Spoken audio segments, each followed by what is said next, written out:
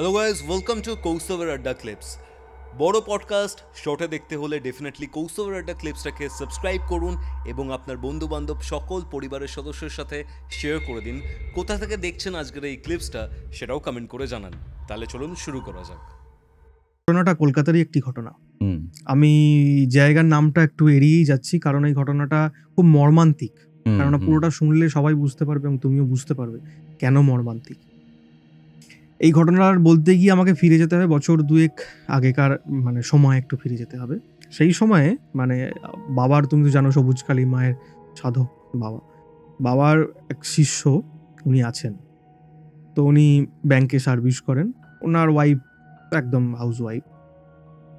উনি তখন আসেন যে ওনার দ্বিতীয় সন্তান কোনো রকমভাবে হচ্ছিল না। ওনার একটা মনের ইচ্ছা ছিল যে আর একটা সন্তান হবে। তখন ওনার একটি মেয়ে ছিল।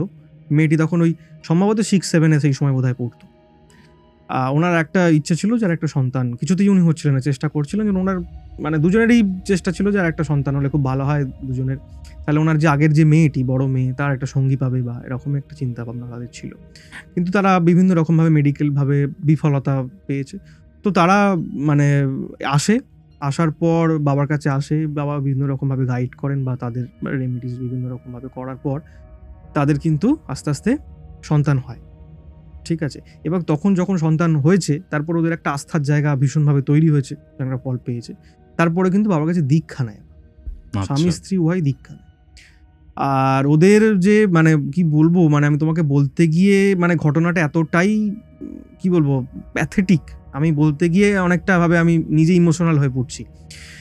তবু আমি বলার চেষ্টা করবো যতটা আমি নিজেকে সামলে নিয়ে বলা যায় আর কি। আপনি বুঝতে পারবে যতটা ঘটনা এগোবে কেন প্যাথেটিক, আমার কাছে কেন প্যাথেটিক, সেটা আস্তে আস্তে তুমি বুঝতে পারবে। আমি প্রথমে বর্ণনা দিই, ওরা মানুষ কেমন, দুজন কেমন অত্যন্ত নিরীহ মানুষ বলে না, একদম বলে দেবে একদম নিরীহ যাকে বলে, চোখ কান বুঝে নিরীহ মানুষ। দুজনেই, স্বামী স্ত্রী দুজনেই একদম কেউ যদি তাকে বলে মারবো, বলে ঠিক আছে মারো, এরম জাতীয় মানুষ আর কি। উনি ব্যাংকে সার্ভিস করতেন, ওনার মতো করে ছাপোষা জীবনযাপন যেমন করা সেরকম ভাবে করতেন। এবার হলো কি, ওনার মেয়ে এবার তো বড় হচ্ছে আস্তে আস্তে। এবার একটু সঙ্গ, বন্ধু বান্ধবের সঙ্গে মিশছে, একটু মোবাইল দেখার প্রবণতা বাড়ছে, সোশ্যাল মিডিয়া করার প্রবণতা বাড়ছে। স্কুলের রেজাল্ট খুব একটা ভালো মাঝে মধ্যে আসছে না, টেস্টের যে সমস্ত ক্লাস টেস্টগুলো যেগুলো হয়, খুব একটা রেজাল্ট খুব একটা ভালো আসছে না। তখন বলে যে বাবাকে বা আমাকে বলে যে তুমি একটু কিছু দেখো, ওর একটা কুষ্টি বানিয়ে দাও, এরকম কেন পড়াশোনা ঠিকঠাক করছে না, একটু বাবা যদি কিছু দেখেন। আমি তখন বললাম ঠিক আছে, কারণ হচ্ছে বাবার শিষ্য যেহেতু, একদম নিজের দিদি দাদার মতোই তো, একদম খুব ঘরোয়া এবং আমাদের পারিবারিকভাবে হয়ে গেছে, মিশে গেছে তাদের সঙ্গে। আমি সেই রকমভাবেই নিজের মনে করেছি, এবং আমার নিজের দিদি বা দাদার মেয়ে থাকলে যে তাদেরকে যেমন আমি যে চোখে দেখবো, তাকে তো বাবা শিষ্যর মেয়ে তো আমার কাছে সে ভাগ্নি বা ভাইজির মতোই হবে একটা সম্পর্ক। আমি সেই রূপ ভাবে তাকে দেখে ঠিক আছে, বাচ্চা মেয়েটি, হ্যাঁ বাচ্চা মেয়েটি, তুমি তার ডেট অফ বার্থ টাইম সব দাও বলে আমি তখন কুষ্টি একটা বানিয়েছিলাম। বানিয়ে আমি দেখলাম 2023 সালে যখন আমি দশা অন্তর্দশা প্রত্যন্তর্দশা এগুলো যখন ভাঙছি আস্তে আস্তে, 23 সালটা ওর জন্য কিন্তু খুব মারাত্মক সাল ছিল। 23 সালটা খুবই মারাত্মক সাল ছিল ওর জন্য, নানা রকম বিপদ আপদ থেকে শুরু করে। এবং আমি আরো ভাঙতে যখন সূক্ষ্মদশা প্রাণদশায় যখন ঢুকছি, তখন একটা সময়, নির্দিষ্ট সময় আমি দেখতে পাচ্ছি ওরও সেই সময় ভীষণভাবে প্রাণহানির সম্ভাবনা রয়েছে। আচ্ছা আচ্ছা। আমি তো ওই আমাদের কুষ্টি তখন করতাম যে হলুদ যে পেপার জুড়ে, আর্ট পেপার জুড়ে লম্বা যে গাছ কুষ্টি, সেই জিনিস এখন আর করার সময় হয় না। ওটা করতে অনেক সময় লাগে, যেহেতু নিজের একদম ছিল আমি বানিয়ে দিচ্ছিলাম আমার সময় মতো করে। কিন্তু আমি ওটা করছিলাম খাতায়, প্রথমে করছিলাম খাতায়, আমি যখন নিজের করে করছিলাম। আমি তখনই বাবাকে বলি সেই দিন, বাবা এর তো এরকম সময়ে এরকম একটা জায়গা রয়েছে, তুমি একটু দেখো। তখন বলে সত্যি, বাবা তখন বললেন যে সত্যিই তো তাই, এরকম একটা জায়গা আছে। বলে ফোন কর।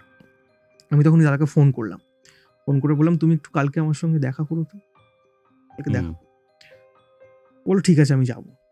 বলে আর এলো না, দুদিন হয়ে গেছে। আমি না ওইখানে স্টপ হয়ে গেছি, কুষ্টিটা পুরো স্টপ হয়ে গেছি ওখানে বানিয়ে। আমি আর পরবর্তীকালে এগোইনি। ও 2-3 দিন হয়ে গেছে আর আসছে না। আমি আবার ফোন করেছি, আমি কি গো শ্যামলদা তুমি এলে না? বলছে যে আমি যাবো, আমার একটু ব্যাংকের কাজে, তুমি বুঝতেই পারছো আমাদের তো প্রাইভেট ব্যাংক প্রচুর পরিমাণে আমাদের প্রেসার করে। ঠিক আছে তুমি এসো, তোমার সঙ্গে খুব আমার জরুরি কথা আছে তোমার মেয়ের ব্যাপারে, বাবাও আসতে বলেছেন তোমাকে। ঠিক আছে আমি তাহলে যাবো বলে একদিন ওই উনি এলেন, সন্ধ্যার সময় হয়ে গেছে, উনি এলেন। এবার আমাদের সন্ধ্যের পরে মোটামুটি মন্দির ফাঁকা থাকে, কেউ থাকে না, বাবা আমি থাকি একদম। দুজনে বিভিন্ন বিষয়ে আলোচনা হোক বা কোনো কথাবার্তা হোক বা কোনো কিছু মানে শাস্ত্র নিয়ে কোনো কিছু জানার হোক, আমি সেই সময় বাবার সঙ্গে থাকি। আর ও জানে যে ওই সময়টা ফাঁকা থাকি পুরোপুরি, আর ওই জন্যই ও একদম সন্ধ্যের পর ও এসেছে নিজে। এসে আমি বললাম, আমি এবার ওই খাতাটা বার করেছি, আমি বললাম যে এই ব্যাপার, তুমি ঘাবড়ে যাবে না বা ভয় পাবে না, কারণ বাবা আছেন, মা আছেন এখানে, তুমি ভয় পাবে না, কিন্তু এরকম একটা জায়গা দেখতে পাচ্ছি, এখন থেকে কিন্তু তোমাদেরকে ওকে একটু গার্ড করতে হবে, সমস্ত দিক থেকে গার্ড করতে হবে। ও কোথায় যাচ্ছে, কার সঙ্গে মেলামেশা করছে, বা একা কোথাও ওকে না রাখা, এই যত মানে দিক থেকে বিপদ হতে পারে তত দিক থেকে ওকে একটু যদি সাবধানে রাখা যায়, এটা একটু তোমাদেরকে কিন্তু তোমাকে এবং দিদিকে দুজনকেই কিন্তু একদম শক্ত হাতে রাখতে হবে। এটা কিন্তু আমি যেটাকে বলে একদম মানে আমি স্ট্যাম্প হিসেবে দিয়ে দিচ্ছি, ধরো এটা মানে সম্ভাবনা প্রবল। বাবাও বললেন, এবং বাবা বললেন যে ওনার এতে কিছু প্রতিকার গার্ড, তখন বললেন বাবা কিছু করে দিতে পারবে না, একটু গার্ড যদি কিছু করে দেওয়া যায়, ঘাবড়ে গেছে পুরো না, খুব ভয় পেয়ে গেছে। বাবা বললো ঠিক আছে তুমি করে দিচ্ছি, পরবর্তী যে যোগ আসবে আমি ওর জন্য একটা এই বানিয়ে দেবো, তোরা আসিস, তার আগে তোরা একবার আসবি। ওরা না ওখান থেকে ঠিক আছে বলে চলে গেল। চলে যাওয়ার পর পরদিন ওর স্ত্রী ফোন করে কি হয়েছে একবার জানতে চলে, আমি তাকে বললাম, তাকেও বুঝিয়ে বললাম। বলার পরও না ওরা খুব একটা এই বিষয়টায় যে আসি বা বলি যে বাবা বলেছেন যে কিছু গার্ড করে দিতে হবে বা কিছুকে আটকাতে হবে, মানে গায়ে মাখেনি ব্যাপারটা, গায়ে মেখেছে, মানে কি বলবো, মানে গায়ে মেখেছে, বাবা বলেছেন মানে তো গায়ে মেখেছে, কিন্তু মানে ওই কোনো কারণে ওই যে বলি না মানে কপালে আছে, ধরতে গেলে কপালে আছে। এবার ওরা কি হলো, দুম করে ওরা বেড়াতে চলে, দার্জিলিং বেড়াতে চলে যে সময়। এবার আমি যখন ওই অমাবস্যা যত এগিয়ে আসছে, আমি দেখছি ও যোগাযোগ করছে না, আমার তো চিন্তা হচ্ছে, আমি ততক্ষণে হলুদ আর্ট পেপারে বানিয়ে ফেলেছি পুরো ব্যাপারটাকে, রোল করে রেখে দিয়েছি। এবার যত অমাবস্যা এগিয়ে আসছে, আমি দেখছি ও কোনো যোগাযোগ করছে না, কিছু না।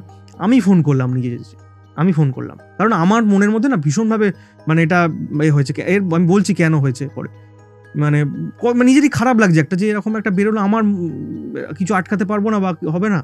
আমি ওকে ফোন করলাম, আমি অমাবস্যা তো এসে গেল, ওরা বলছে আমরা তো অমুক তারিখে টিকিট কাটা হয়ে গেছে, আমরা একটা গ্রুপের সঙ্গে যাচ্ছি, দার্জিলিং বেড়াতে যাচ্ছি আমরা 1 সপ্তাহ, ওখান থেকে ফিরে তাহলে যে 1 সপ্তাহ পর তো অমাবস্যা থাকবে না, 1 সপ্তাহ পর তো অমাবস্যা থাকবে না, তাহলে তুমি কি করে এটা কি করে আবার 1 মাস পরে, আবার তো 1 মাস পরে আসবে, তো এরকম তুমি এটাকে গা এড়ানো জিনিস তো ঠিক হচ্ছে না, তোমার মেয়ের একটা জীবনের ব্যাপার। বলছে আমার তো করা হয়ে গেছে, প্যাকেজে বুক করা হয়ে গেছে, আমাদের 3 জন যাচ্ছি, বাচ্চাটাও যাবে, বাচ্চাটাকে তো নিয়ে যেতেই হবে, 3 জনের প্যাকেজ তো ভালো রকম টাকা দিয়ে ফেলেছি, কি করবো আমি, তুমি যা খুশি করো। আমার একবার রাগ হয়ে গেছে, সত্যি বলছি, ভীষণ রাগ হয়ে গেছে, আমি তুমি যা খুশি করো বলে রেখে দিই, আমি ফোন রেখে দিয়েছি। আমি ছবি দেখলাম ফেসবুকে, সোশ্যাল মিডিয়ায়, ওই মেয়েটি ওর বাবার অ্যাকাউন্টটা ও চালাতো, ঠিক আছে, ওর বাবার অ্যাকাউন্টে থেকে ও চালাতো, দেখছি ছবি ছাড়ছে একসঙ্গে, যাকে বেড়াতে, মানুষ তো বেড়াতে যাবেই, কিন্তু একটা যেহেতু এরকম শোনার পর হয়তো কিছুদিন পরে যেত, তাই না, আমি কি বললাম, আমি নিজের মনে মনে হাসলাম। হঠাৎ করেই একদিন রাত্রিবেলা তোমার 8:30 9টা বাবার সঙ্গে আমি আছি, টিভি দেখছি, তখন মন্দির বন্ধ করে দেওয়া হচ্ছে, সেই দিন না বৃষ্টি হচ্ছিল, মন্দির তাড়াতাড়ি বন্ধ করে দেওয়া হচ্ছে, বাবার সঙ্গে বসে দুজনে নিউজ দেখছি। হঠাৎ করে বাবার ফোনটা আসে, ফোন আসে, এর বাবা বললো দেখ তো শ্যামল বোধহয় ফোন করেছে, কথা বল। বাবা ইচ্ছা করেই ফোনটা ধরেনি ওর ফোন, যে হয়তো বাবাকে আবার বলে বাবা একটু কিছু করে দিন, যেহেতু অমাবস্যা আসছে সামনে, বাবা হয়েছে ওই জন্য বলে আমাকে ফোনটা দিয়ে দিয়েছে। আমি ফোনটা রিসিভ করি, ওই ফোনটা এই যে বলছি রিসিভ করার পর আমি যেটা শুনেছিলাম ওইটা আমার এখনো কানে ভাসছে। আমি শুনতে পাচ্ছি ওই শ্যামলদা বলছে হ্যালো ভাই, আর ব্যাকগ্রাউন্ডে আমি শুনতে পাচ্ছি একটা অ্যাম্বুলেন্সের একটা সাউন্ড, ও গাড়ি মানে অ্যাম্বুলেন্সের মধ্যে রয়েছে, খুব নয়েজে অ্যাম্বুলেন্সের আওয়াজ, সাইরেনের একটা আওয়াজ পাচ্ছি, বলছে যে এরকম খুব বিপদ হয়ে গেছে বলেই কেঁদে ফেলেছে। আমি কি হয়েছে, তুমি কাঁদছো কেন, অ্যাম্বুলেন্সের সাউন্ড হচ্ছে, তোমার কিছু হয়েছে? বলছে মেয়েটা গলায় দড়ি দিয়েছে। গলায় দড়ি দিয়েছে?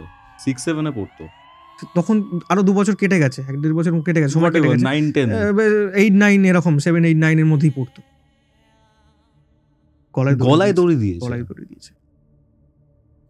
এখন আমি হসপিটালে নিয়ে যাচ্ছি, কাউকে পাইনি, আমি একা নিয়ে যাচ্ছি, মানে বাবা মেয়েকে গলায় ওই দড়ি নামিয়ে একা কোলে করে নিয়ে অ্যাম্বুলেন্স ডেকে একা নিয়ে যাচ্ছে, তার পরিস্থিতিটা ভালো।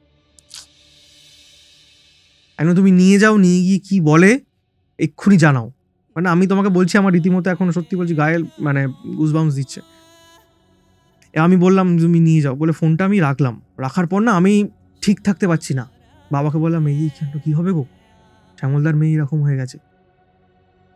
বাবা মাকে ডাকছেন, হচ্ছে কিছু করে না। আমি মানে তখন না এমন কিছু কিছু সিচুয়েশন মনে হয় না নিজেকে খুব অসহায় মনে হয় আমার, যখন হচ্ছে মা এমন একটা কিছু মানে অঘটন অলৌকিক ঘটিয়ে দিক যেন ও বেঁচে যায়, যেন ফোনটা পাই না এখন সুস্থ আছে। ওই কয়েকটা সেকেন্ড আমি ওইটা ভাবছিলাম যে ফোনটা ওর আসুক, আমি ফোনের দিকে তাকিয়ে বসে আছি যে আসুক, বলুক যে ও বেঁচে গেছে বা বেঁচে যাক। এলো না। 11টা 11:30 হয়ে গেছে, আমি করলাম ফোন, বললাম নেই, মারা গেছে। আর নেই। হঠাৎ করে একদিন ওর মেয়ে মানে ওই দিদিটা আর ওই শ্যামলদা আসে, হঠাৎ করে ফোন না করে আসে, এসে বসে আছে চুপ করে। ওদের না চোখ মুখটা দেখি মনে হবে না ওরা না কিছু নিয়ে খুব মানে কি বলবো প্রবলেমে ভুগছে ভীষণভাবে। আমি তাকে দেখলাম, ভাবলাম যে হয়তো মেয়ের শোকেতে এরকম ভাবে হয়েছে। দিদিকে বললাম কেমন আছো? প্রথম কথা আমাকে বললো যেটা বলছে ভাই মেয়েটা না খেতে চাইছে। গলায় দড়ি দেওয়ার পর মেয়েটা খেতে চাইছে? বলছে মেয়েটা না খেতে চাইছে। খেতে চাইছে মানে? আর মেয়েটা বললাম না একটু খেতে ভালোবাসতো, ওর প্রিয় জিনিস ছিল বার্গার। আর ওর ছুটির দিন হলেই ওর বাবাকে বলতো বাবা একটু মাংস নিয়ে এসো, রান্না করো, মাকে বলো রান্না করে দিতে, এরকম এটা খেতে ভালোবাসতো খুব। আর আমাদের বাড়িতে এলেও আমি ওকে টুকটাক কিছু লজেন্স সেই সব দিতাম, খেতে ভালোবাসতো বলে।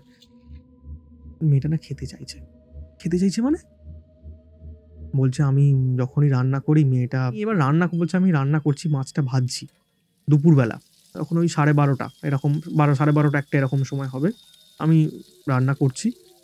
মানে আমি স্পষ্টত অনুভব করতে পারছি মেয়েটা আমার পেছনে দাঁড়িয়ে রয়েছে, দাঁড়িয়ে বলছে মা আমাকে খেতে দাও না, খিদে পেয়েছে। কি বলি, খেতে দাও না, খিদে পেয়েছে। কেমন লাগলো এই ক্লিপসটা ডেফিনেটলি কমেন্ট করে জানাবেন। এরকম ক্লিপস আরও দেখতে হলে এই চ্যানেলটিকে সাবস্ক্রাইব করুন। আর হ্যাঁ, পুরো পডকাস্টের লিঙ্ক আপনারা ডেসক্রিপশন বক্সে পেয়ে যাবেন, সেটাও চেক আউট করতে পারেন। কৌস্তবের আড্ডা ক্লিপসের এরকম আরও 2টি এপিসোড দেখতে আপনার মোবাইল স্ক্রিনে আসা ডান দিকের অথবা বাদিকের বক্সে ক্লিক করুন।